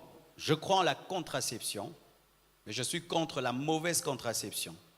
La mauvaise contraception qui est le fait de tuer les bébés, faire des mini-avortements. Je suis contre cette contraception-là. Mais une contraception qui te permet de maîtriser le cycle de ton épouse, c'est bien, c'est intelligent. D'ailleurs, ça montre que tu as de la maîtrise et du contrôle et de l'intelligence. Alléluia. Pour ce qui est du préservatif, il y a un grand débat théologique. Cela, vous entendez ça? Certains chrétiens disent que c'est le diable, d'autres disent que c'est rien. Comme j'ai beaucoup de problèmes sur Internet, je dis rien. J'ai rien dit. Hein? Vous allez me dire, oh pasteur, j'avais rien dit. Est-ce que j'ai dit quelque chose? Oh pasteur a dit, j'ai rien dit. Je dirai un jour. D'ailleurs, c'était une parenthèse, n'est-ce pas? Ok. Ainsi, les enfants amènent aussi des divorces parce qu'ils amènent un bouleversement dans une vie. Des contraintes qui n'existaient pas auparavant. Les nourrir, payer l'école, des façons de voir de l'éducation différentes. Vous savez, vous pouvez vous entendre bien avec la femme, mais quand l'enfant naît, tu découvres que ta femme avait une vision sur l'éducation des enfants que toi, tu n'avais pas. Elle veut les éduquer peut-être à la dure, comme elle était éduquée à la dure. Mais toi, tu veux éduquer les enfants seulement en parlant, parce que toi, tu es éduqué en parlant. Et vous savez, dans les couples, c'est terrible des fois, c'est que les gens luttent sur comment éduquer l'enfant. Le papa dit, moi, on me tapait, je vais vous taper. Maintenant, le papa frappe les enfants. La mère se fâche contre lui. Tu as tapé mes enfants. Tes enfants, oui, moi je les portés. Pendant que tu frappais, j'avais mal. Et l'enfant maintenant devient la source de la discussion. Et si l'enfant maintenant est malin, il découvre que vous êtes séparés, il va maintenant vous manipuler. Vous savez que les enfants sont des manipulateurs. Quand il sait que papa punit, maman enlève la punition. Ou maman punit, papa enlève. Il va vous avoir. Quand il veut faire quelque chose, il ira vers la personne la plus faible. Papa, je peux sortir? Avec leur douce voix là. Ils ont des voix. Non, tu ne sors pas. C'est vendredi. Moi, j'ai dit samedi, c'est quand les enfants sortent. Il va me dire, maman, je peux sortir. Ok, tu peux sortir. Vous ne vous êtes pas entendu. Maintenant, l'enfant entend ici, tu peux sortir, tu ne peux pas sortir. Et il obéit. Où est parti l'enfant? L'enfant est sorti. Mais j'avais interdit. Maintenant, vous allez quitter les enfants. Tu m'as manqué du respect. Je ne t'ai pas manqué du respect. Tu freines trop les enfants. Tu étouffes trop les enfants. Je ne l'étouffe pas. C'est toi qui es trop. Boum. C'était l'enfant. Et maintenant, si un enfant peut vous faire ça, tu en as 14. Il faut bota, nzamba opesa.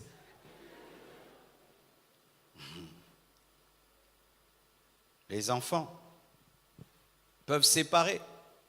Un homme, tu peux le voir, c'est un homme bien. Mais quand les enfants naissent, tu découvres que c'est un irresponsable. Il sait seulement apprécier les enfants dans leur beauté, mais il ne sait pas se battre pour les nourrir. Il ne sait pas se battre pour les vêtir. Il ne sait pas se battre pour les envoyer à l'école.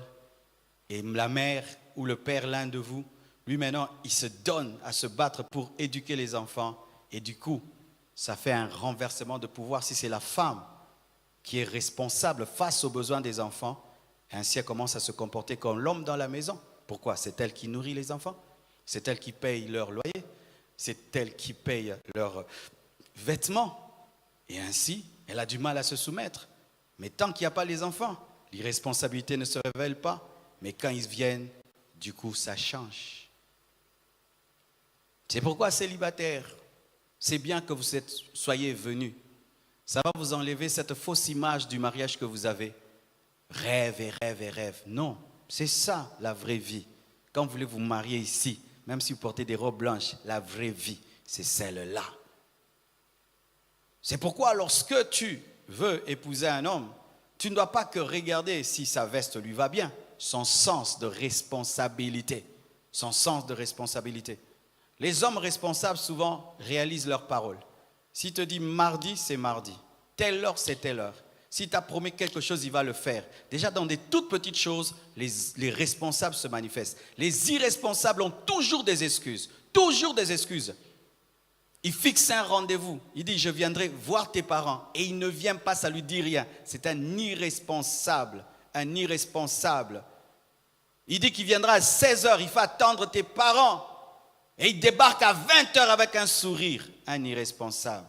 Des si petites choses révèlent que ce ne sera pas un bon mari. Il ne prend pas au sérieux sa parole. Sa parole. Quand vous parlez, il ne parle jamais du futur. Il n'est que dans le présent. Un irresponsable. Tu es belle, tu es bien habillée, ta robe te va bien, tu es belle. Vous parlez que de ça. Un irresponsable. Les responsables, ils percent toujours le futur. Tu dois continuer à étudier. Parce que je sens ceci en toi. Nous devons faire ceci. Nous devons investir ceci. Quand on va se marier, pendant 3 mois, on fera ceci. Et puis on fera cela. Il est dans le futur. Il a une vision. Nous n'aurons pas beaucoup d'enfants à cause de ceci. Au début du mariage, on fera même une année, on n'a pas d'enfants pour ceci. Et puis, mais on aura vite les enfants et puis on n'aura plus. Tu vois, quelqu'un qui est dans le futur. Mais s'il est que dans le présent, pire dans les passés, c'est grave. Viazena mbongo. Viazena mbongo trop. So na bala kyo seri viazena mbongo. Wana penza. Boake na poubelle. En français, celui-là, jette-le dans la poubelle. Qui parle toujours du passé. Mon père avait l'argent. Mon père avait l'argent quand j'étais en Europe. Quand j'étais en Europe. Et des filles, vous aimez ça. Djikin. 10 ans, qui n'est plus jamais parti. Il s'appelle toujours Djikin. Mon ami Kili. Vraiment. Vous savez, moi, j'ai grandi au Kivu. Au Kivu, les gens qui venaient de l'Europe, ça ne nous disait rien du tout. Quand je suis arrivé à Kinshasa, Si tu viens de l'Europe, tu es roi. Même si tu habitais à la banlieue là-bas. Et tu épouses un homme pour son passé. Les enfants aussi peuvent amener la séparation lorsqu'ils ne viennent pas. Lorsqu'ils ne viennent pas, une année de mariage, on s'aime beaucoup, les enfants ne sont pas là, 2 ans, 3 ans, 4 ans. C'est pourquoi département de couple, lorsque vous voyez que dans un couple, les enfants ne viennent pas, même si ils manifestent la joie, sachez qu'il y a un problème. Il faut aller les voir et prier pour eux et leur poser des questions. Est-ce que ça va? Est-ce que le fait que les enfants tardent, ça dérange votre couple ou pas? Qui s'ouvrent, ne supposez pas qu'ils vont bien, parce que surtout ici en Afrique, lorsqu'on se marie, la famille dérange, les amis dérangent. Il y a des couples qui se séparent à cause des enfants. Je vais bientôt mourir, je dois laisser une progéniture. Alors on trompe, on triche, et des fois même on s'en va. On s'en va. Je connais une femme très intelligente, belle, responsable, mais une fille qui n'avait pas son rang lui a pris son mari parce que son mari a essayé là-bas et il a eu un enfant, et puis 2, et puis 3, et puis toute la famille. Et derrière maintenant, la fille, parce qu'elle donne des enfants à leurs garçons, et aujourd'hui, elle ne sait plus continuer. C'est pourquoi priez et ne jouez pas avec vos ventres, chère sœur. Ma sœur, tu es célibataire et tu joues à avorter, à coucher avec des hommes à gauche et à droite, à attraper des infections à gauche et à droite. Tu es tout le temps infecté, ma sœur.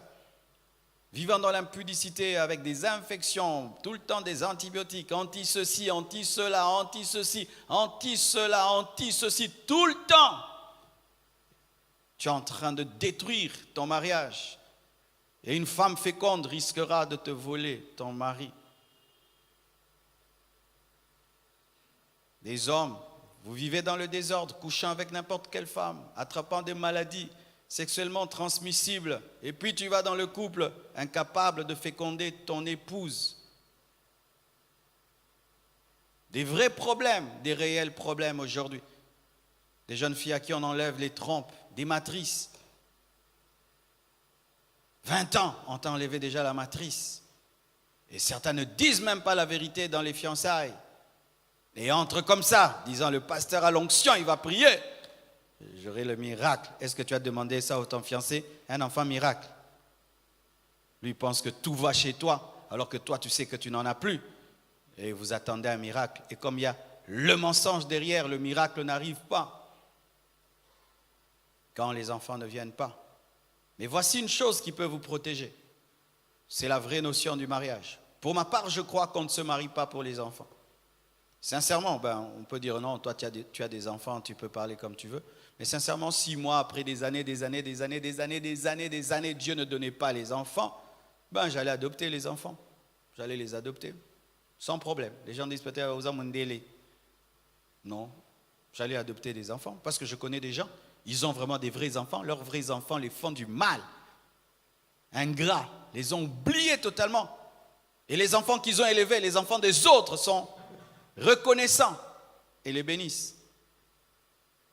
Et je n'allais pas haïr ma femme pour ça. Mais quand tu as de la haine pour ta femme parce qu'elle ne te donne pas des enfants, comme si elle est Dieu, c'est ce que Jacob a dit à sa femme. Suis-je Dieu pour te donner des enfants?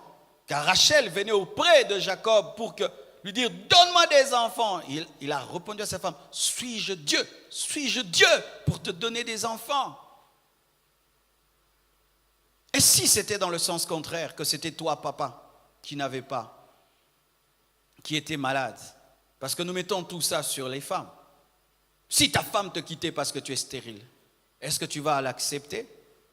C'est facile quand on est un homme de se séparer de sa femme et dire « elle est stérile, ne me donne pas d'enfants, je suis un homme, je dois laisser un nom ». Mais si ta femme se sépare de toi parce que c'est toi qui es malade, on ne se marie pas pour les enfants. Que Dieu donne les enfants ou pas, restez ensemble. Alléluia. Demandez un miracle, Dieu peut le faire. Et si Dieu ne le fait pas, adoptez.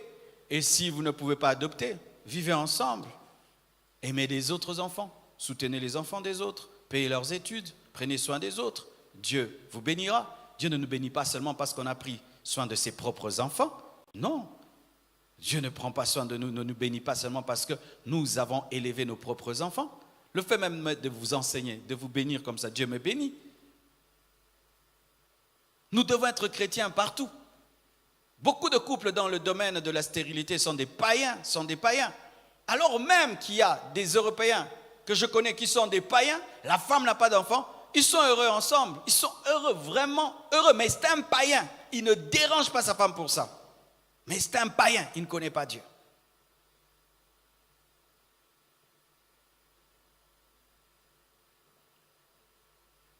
Sixièmement, les beaux-parents. Je vais m'arrêter là. Sixièmement, les beaux-parents. Une statistique a été faite. 10% de cas de divorce sont causés par les beaux-parents. 10%, beaucoup. 10% des cas de divorce sont causés par les parents de l'homme ou de la femme. Et surtout en Afrique, les parents qui ne respectent pas le principe qui dit que l'homme quittera son père et sa mère et s'attachera à sa femme. Même si l'enfant quitte, les parents refusent qu'il quitte. Ils refusent qu'il se sépare. Ainsi, il y a une invasion des parents dans le couple des enfants. La maman est toujours là, le papa est toujours là. On ne respecte pas le mari de sa fille. On ne respecte pas la femme de son fils. Des belles-mères qui sont jalouses de leur belle-fille. Des beaux-pères qui veulent tout le temps diminuer leur beau-fils. Prouver à leur fille, je suis meilleur que ton mari, je suis meilleur que ta femme. Peu d'entre nous ici ont des enfants qui sont déjà mariés. Quelques-uns seulement. Ainsi, j'aimerais nous dire, soyons une autre génération de beaux-pères et de belles-mères. Alléluia. Lorsque tu maries ta fille, honore son mari. Alléluia. Deviens l'ami de son mari. C'est beau, non? Alléluia. Deviens l'ami de la femme de ton fils, au lieu d'être sa rivale et de toujours l'accuser auprès de ton fils. Moi, j'ai dit ceci dans ma vie. Personne dans ma famille n'a le droit de parler du mal à ma femme. Tu as quelque chose à lui dire, tu me parles à moi et moi je vais lui dire avec mes mots. Je fais respecter ma femme dans ma famille. Et c'est ce que vous devez faire. Si tu ne fais pas respecter ta femme ou ton mari dans ta famille va détruire ton couple. Écoutez ceci, dans les familles, surtout en Afrique. La mère va dire à la belle-fille, c'est mon fils, c'est mon fils, c'est mon fils. Mais elle a épousé le fils d'autrui. Hein? Mon père, c'est le fils d'autrui. Alors, c'est comme s'il y a quelque chose de bizarre. Les parents oublient qu'eux sont des fils d'autrui et des filles d'autrui qui ont fait une famille. Mais ils empêchent leurs fils d'épouser les filles d'autrui pour faire aussi leur famille. Nous tous, c'est d'autrui, non? Donne-moi la main, je vais expliquer bien. Ma mère est plus attachée à mon père qu'aux membres de sa famille. Vrai ou faux? Mais donc, elle doit me laisser aussi m'attacher à ma femme plus qu'à elle. Parce que quand je vois ma mère, elle est plus attachée à son mari qu'à tout le monde. À mon tour aussi, c'est pareil. Parce que c'est ce que j'ai vu là-bas. Mais c'est ce qui est bizarre. C'est que les parents, eux, ils ont le droit de trop aimer leur femme et leur mari et leurs enfants au détriment, pas au détriment, mais plus que leurs propres frères dans la chair et leurs propres parents. Mais quand c'est le tour de leurs enfants de fonder une famille où ils vont aimer leurs femmes et leurs enfants plus que papa, maman et leurs frères, c'est un problème. Mais c'est ce que vous avez fait. Ma mère m'aime plus que ses sœurs. Et moi, j'aime mes fils, mes enfants, plus que mes frères et sœurs. Entre Oracle et mes frères, c'est Oracle d'abord. Entre ma mère et ma femme, c'est ma femme d'abord. Ah oui, c'est clair, trop clair d'éclair. Parce que aussi ma mère aime mon papa plus que ses frères et sœurs.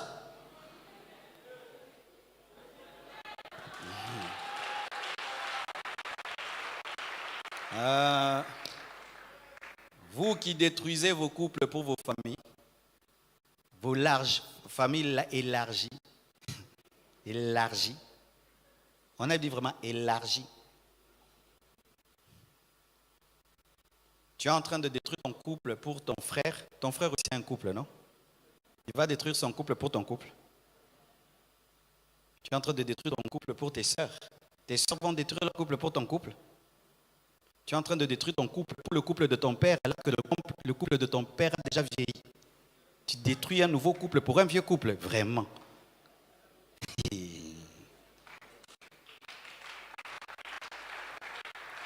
Ta première responsabilité, c'est ta femme et tes enfants. Tes frères et sœurs et tes parents après.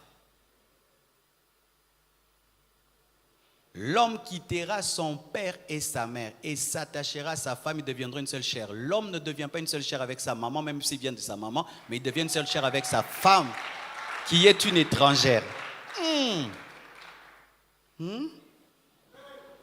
Tu deviens une seule chair avec ta femme, l'étrangère d'une autre famille, mais pas une seule chair avec tes frères, tes sœurs, ton père, ta mère. C'est Dieu qui a fait ça. Et bizarrement, elle n'est pas sortie de ta famille, elle n'a pas ton sang, mais tu l'aimes plus que les gens qui ont ton sang. Si tu n'arrives pas au niveau, tu aimes ta femme plus que tes frères, ta mère et ton père, ne te marie pas. Tu n'aimes pas. L'amour, tu ne sais même pas. Toi, tu ne connais pas l'amour. Laisse tomber. Et comme Elio, te. Obenga ou lion. Koutanana lion. Roloba bien.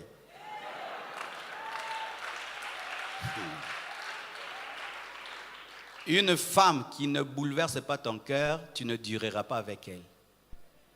Un homme qui ne te bouleverse pas, tu ne dures pas. Tu dois aimer ton mari plus que ton père.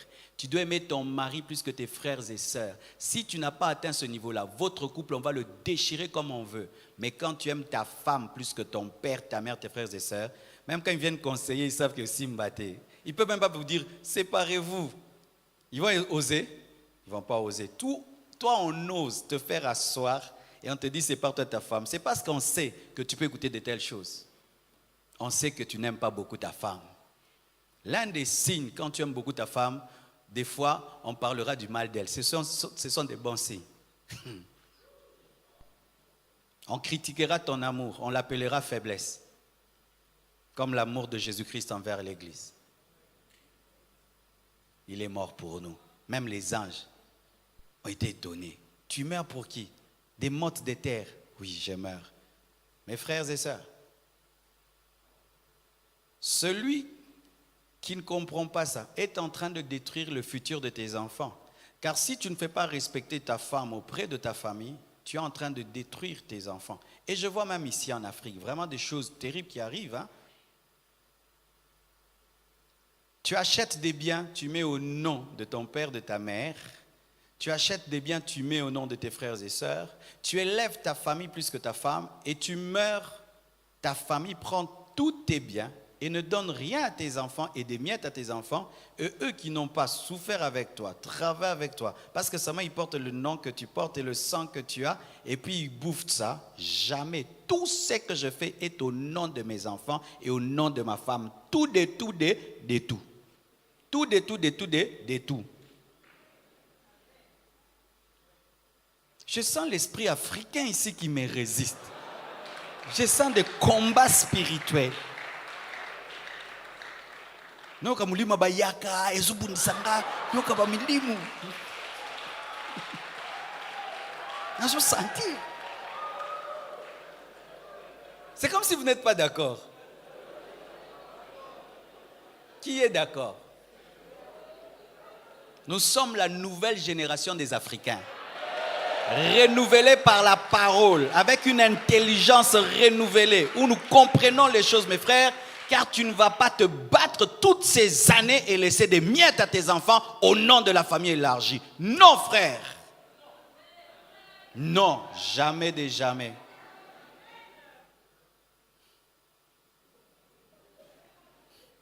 Pendant que je me bats ici, je me bats pour mes enfants. Pendant que mes frères se battent, ils se battent pour leurs enfants. Pas de paresse et de parasitisme. C'est pourquoi les Blancs réussissent dans la vie. Pendant qu'il se bat, il ne compte pas sur son frère, il compte sur lui. Il se concentre sur ses enfants, il se concentre sur sa femme. Mais l'Africain, il peut se permettre d'échouer parce que son grand frère est ministre. Autant à te prendre, ministre, ministre. Hé, Seigneur. D'autres même, il est orgueilleux à cause, parce qu'il est le cousin du cousin du cousin du cousin du cousin du président. Et comme toi, si tu t'appelles Antoine, lui c'est Antoine, donc il y a autant assister. Naza homo.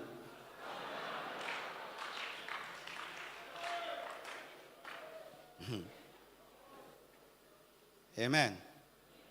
C'est pourquoi, quand tu te maries, l'une des choses que tu dois veiller à établir, c'est le respect de ton foyer. Et la Bible dit que le mariage soit honoré de tous. Même les parents doivent honorer. Même si j'ai une bicoque, mon père a un château. Lorsqu'il vient dans ma bicoque, c'est moi le roi de ma bicoque. C'est moi le chef de ma bicoque. C'est moi. Il ne va pas faire ce qu'il veut dans ma bicoque. C'est chez moi. C'est chez moi. Et affirmer mon autorité, ce n'est pas de l'impolitesse. C'est chez moi. Je dois être chef devant ma femme, devant mon père, pour que ma femme me respecte. Maman, tu te maries. 18h, ta maman t'appelle, tu pars. 20h, tu pars. Tu ne respectes pas ton mari.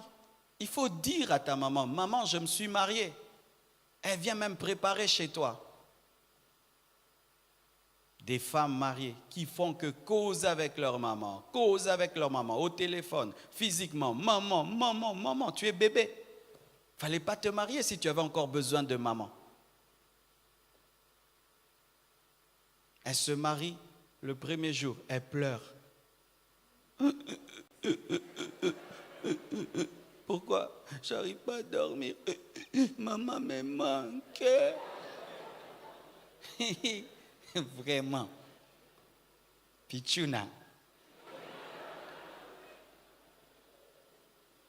J'ai aimé un frère dans cette église. Lui, c'est un castard. Il a épousé une femme très attachée à son mari, à son père. Et le père, vraiment, c'était des caïds là. Et mon frère là, c'était un caïd aussi. Il a montré à son beau-père, papa, tu as donné ta fille, donne-la totalement. Hein, papa? Ils ont eu des problèmes, mais ils ont fini par s'entendre. Lorsque tu laisses ta belle famille écraser ton couple, ta belle famille détruira ton couple, vous séparera. Et souvent au Congo, c'est terrible. Un jeune garçon se marie et 10 personnes viennent habiter là-bas. Surtout à l'Équateur. Je suis allé déjà dans une maison. C'est comme si la maison vomissait les gens. Une petite maison, mais ils sortent, ils n'en finissent pas. Et tu te dis, ils dorment où? Certains dorment dans le couloir, les autres au salon. Donc les chaises sont cassées. Donc les toilettes sont tout le temps sales. La salle de bain tout le temps sale. Et à peine quelqu'un se marie, 5 personnes, déjà c'est un jeune couple, et vous envoyez des gens qui ont plus que son âge, certains son âge, cette fille-là, elle va gérer comment les choses, même si Zandagoyaya. C'est comme ça qu'on a des jeunes filles qui commencent le couple, elle est déjà détruite. Chez elle, on la gueule par la grande sœur du mari qui habite là. Elle n'est pas chez elle. Pourquoi? La famille a décidé d'aller habiter chez le grand frère. 5 enfants. Tu as le droit de dire non. Pour l'instant, j'habite avec personne. J'aimerais consolider l'unité avec ma femme. Et c'est moi qui vais décider qui va venir chez moi. Tu n'as pas péché, tu n'es pas impoli. Cher papa, tu sais que lorsqu'on t'impose des personnes dans la maison et tu n'arrives pas à les faire partir, tu perds l'autorité devant ta femme. Toutes les personnes qui sont envoyées sans ta permission, mais qui peuvent vivre chez toi, c'est déjà une infraction contre ton autorité. Si je ne peux pas gérer qui habite chez moi ou pas, je ne suis pas le chef de la maison. C'est ton père qui est le chef, c'est ta mère qui est chef de la maison. Ainsi, mes frères, vous comprenez que pour avoir un foyer solide et pour vaincre le divorce, il faut avoir de la personnalité, il faut avoir de l'autorité, il faut savoir se battre pour son territoire. Que Dieu vous bénisse abondamment. Seigneur, je te remercie pour ce message. Je prie que tu bénisses tous ceux qui l'ont entendu. Pour la seule et unique gloire de ton nom, j'ai ainsi prié. Amen. Pour les questions, écrivez les questions. J'y répondrai mardi prochain avant de commencer. Amen. Merci beaucoup.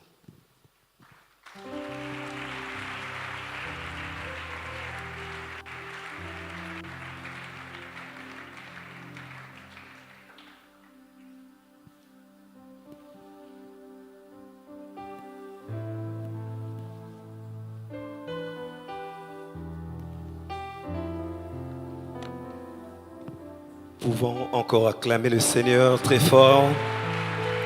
Tu peux faire mieux que ça, mieux que ça. Que le Seigneur soit béni. Alors nous allons faire une petite statistique. Qui sont ceux-là qui sont venus seulement aujourd'hui? Vous avez eu à manquer la convention de couple. C'est pour vous seulement. Vous êtes venus aujourd'hui pour vous rattraper. Est-ce que vous pouvez vous manifester de partout où vous êtes, s'il vous plaît? Gloire à Dieu. C'était important. Merci, Papa, pour avoir prolongé ces conventions. À présent, nous allons apporter nos offrandes comme à l'accoutumée. Nous aurons 2 services. Merci d'acclamer. Le premier service, nous allons apporter nos offrandes extraordinaires, mais aussi apporter nos contributions pour la construction. Et dans le deuxième service, nous aurons à bénir cette merveilleuse parole qu'on a écoutée, mais aussi apporter nos dîmes si vous l'avez prévu ce soir. Sous la conduite de la chorale, je vous prie de vous avancer, s'il vous plaît.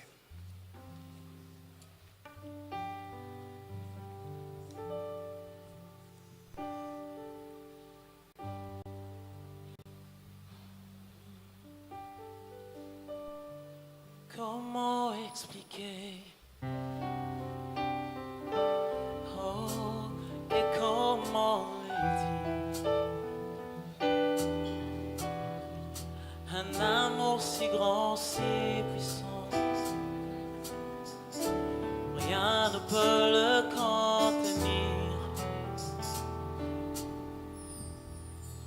Tu sais mes espoirs.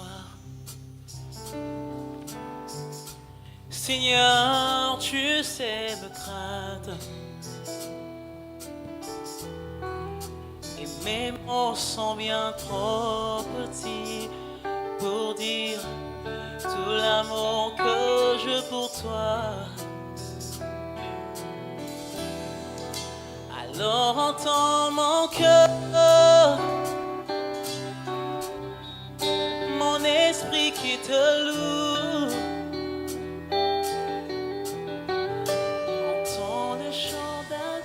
Nous allons nous approcher, s'il vous plaît, pour le deuxième service. Nous allons bénir la parole qu'on a entendue. Mais si vous avez aussi prévu votre dîme ce soir, nous allons l'apporter. Oh, mon esprit qui te loue, entends le chant.